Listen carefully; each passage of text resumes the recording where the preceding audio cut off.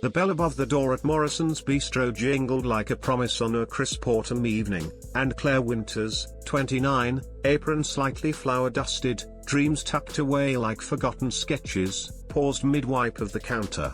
6 years of slinging plates and perfecting her yes, ma'am smile had taught her to tune out the usual diner din, but this was different.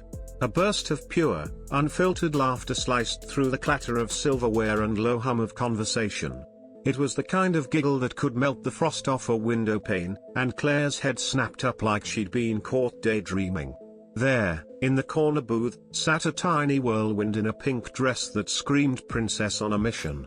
Blonde curls bounced as the 5-year-old attempted to balance a spoon on her button nose, her tongue poking out in concentration. "Daddy, look. I'm a seal," she declared, only for the spoon to clatter into her lap, triggering another round of infectious giggles. The man across from her, navy suit tailored to perfection, tie slightly askew, looked like he'd been run over by a glitter bomb and was secretly loving every second. Lucas Bennett, though Claire didn't know his name yet, wore the badge of single dad like a medal, proud, exhausted, and utterly devoted. Claire grabbed 2 menus and glided over, her professional smile dialed to 11. "Good evening, welcome to Morrison's. Can I get you started with drinks?" "Chocolate milk." The little girl, Piper, Claire would soon learn, shouted, eyes sparkling like she'd just invented the stuff. "With extra chocolate, please." "Piper, manners," Lucas murmured, rubbing his temple with the weary affection of a man who'd heard that request 1,000 times. "Please, may I have chocolate milk with extra chocolate?" Piper corrected, beaming up at Claire like she'd hung the moon. Claire's heart did a little flip. "Coming right up, Your Highness." She winked, and Piper's grin widened to dangerous levels. "Daddy, isn't she pretty?" Lucas flushed the color of a ripe tomato. "Piper, yes, she is," Claire cut in, laughing. "And you're pretty too, Piper. Love the dress. Pockets." Piper's eyes lit up like Christmas. She shoved her hands in and produced a glittery toy unicorn. "This is Sparkles. She goes everywhere with me." Claire crouched to Piper's level, utterly charmed. "Sparkles is stunning. Does she like chocolate milk?" "She loves it. But she can't drink it 'cause she's magic and only eats rainbows." "Obviously," Claire said solemnly, earning another peal of laughter that made the whole restaurant feel brighter. When she returned with the drinks, chocolate milk for the princess, black coffee for the dad, Lucas was watching her with something soft and grateful in his eyes. "Thank you," he said quietly while Piper made Sparkles gallop across the table. "Most people find her a lot." "She's not a lot," Claire replied, setting down his cup. "She's joy in a pink dress." "That's rare." She straightened. "I'm Claire, by the way. Your server and new biggest fan. Lucas Bennett," he said, shaking her hand. "And you've met Piper, who's apparently auditioning you for best friend." Over the next hour, Claire found excuses to linger. Piper was a pint-sized comedian, asking why ketchup was red, blood of tomatoes, and declaring the mac and cheese cloud food. Lucas was patient, attentive, but the shadows under his eyes told a story of sleepless nights and solo parenting. When Piper asked, "Miss Claire, do you have kids?" Claire's heart stuttered. "Nope, just me and my sketchbook." "Do you want kids? 'Cause Daddy needs help. He tries, but he can't do braids and he drinks pretend tea too fast." "Piper." Lucas groaned, mortified. Claire laughed so hard she snorted. "Unicorn etiquette is serious business. What else does he mess up? He doesn't use the right voice for Lady Shimmer." Piper stage whispered. "And he forgets to discuss rainbow politics." "Amateur hour," Claire teased, meeting Lucas's eyes. For the first time, he smiled, really smiled, and it was like the sun breaking through clouds. As they paid, Piper darted to the dessert case, pressing her nose to the glass. Lucas lingered. "Claire, this is weird, but would you maybe want coffee? Not a date, just. Piper adores you. You get her. I could use a friend who understands joy isn't optional." Claire should have said no. She barely knew him, but the vulnerability in his voice, The way he put Piper first, it undid her. Coffee sounds perfect. They texted the next day. And the next.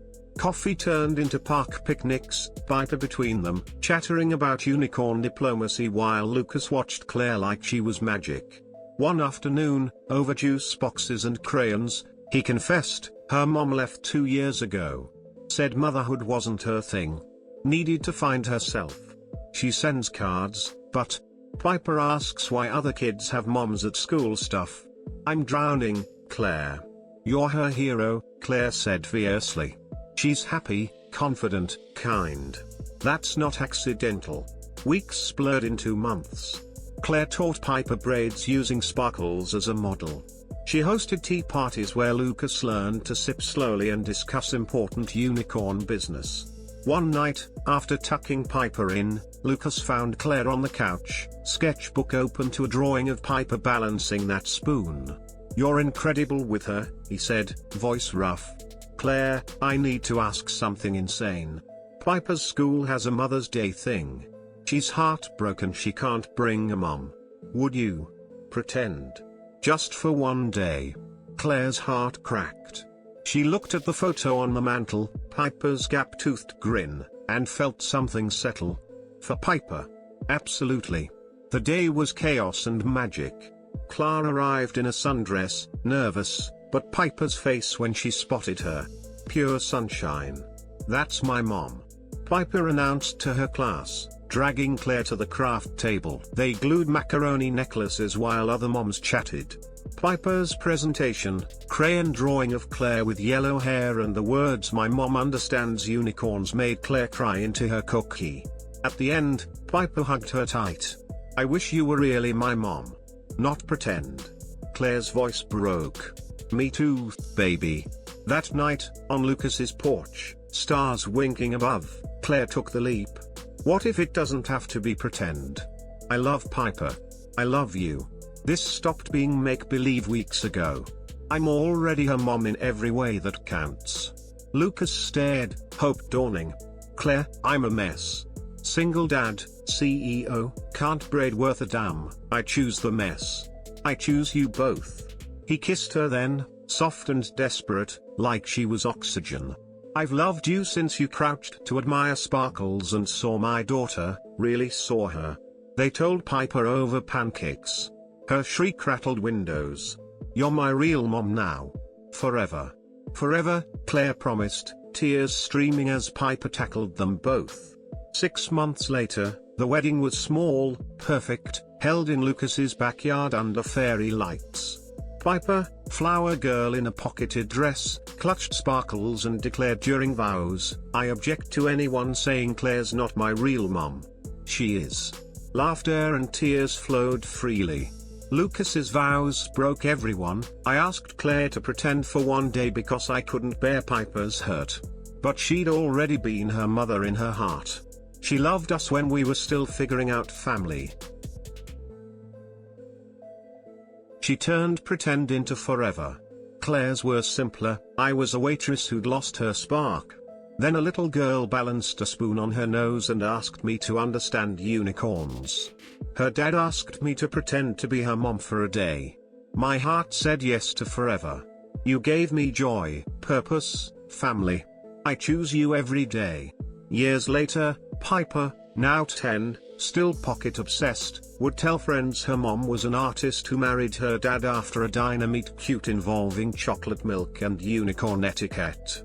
Claire, painting in her sunlit studio, would overhear and smile, knowing some stories write themselves better than any plan.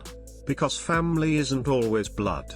Sometimes it's a waitress who says yes to pretending, a dad who asks out of desperation, and a little girl who teaches them both that love doesn't need permission to be real. It just needs showing up, with braids, tea parties, and a heart wide open. If this tale of chosen family made you tear up or grin like Piper with extra chocolate, smash that like button, share it with someone who needs a reminder that love finds us in the messiest, most magical ways, and subscribe to Midnight Tales for more heart-melting stories that prove happily ever after isn't a fairy tale, it's a choice. Drop a comment, who's your chosen family? The one who showed up and stayed. Let's celebrate the moms, dads, and kids who turn pretend into forever. See you in the next Midnight Tales, where every story ends with love louder than any diner bell.